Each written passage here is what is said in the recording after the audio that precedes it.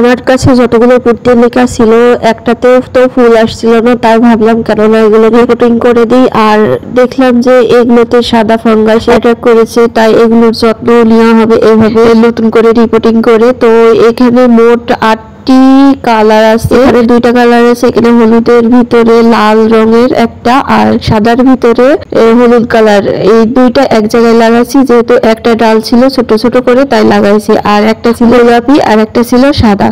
আর তার সাথে হচ্ছে আরো কিছু কালার ছিল যেগুলো আমি রিপোর্টিং করেছি, আর এখনো 3-4টা বাকি রয়েছে রিপোর্টিং করার জন্য। তো সেগুলো এখনো ফুল আসেনি, যে কারণে আমি কালার চিনতে পারিনি। আর অন্যদিকে আমি এই নয়নতারার ডালটি কাটিং লাগিয়েছিলাম। আমার কাছে নয়নতারার একটা গাছই ছিল, তাও আবার ছোট, ভাবছিলাম হয়তো বা মারা যাবে, যে কারণে আমি ছোট ছোট ডালগুলো নিয়ে কাটিং বসিয়েছি। দেখি এখন যদি এটা থেকে শিকড় বের হয় অবশ্যই আপনাদের দেখাবো। তার সাথে আমি একটা ছোট কাঠগোলাপের ডালও লাগিয়েছি, আর এটাকে দেখতে মাশাআল্লাহ অনেক সুন্দর লাগছে, ছোট্ট টব।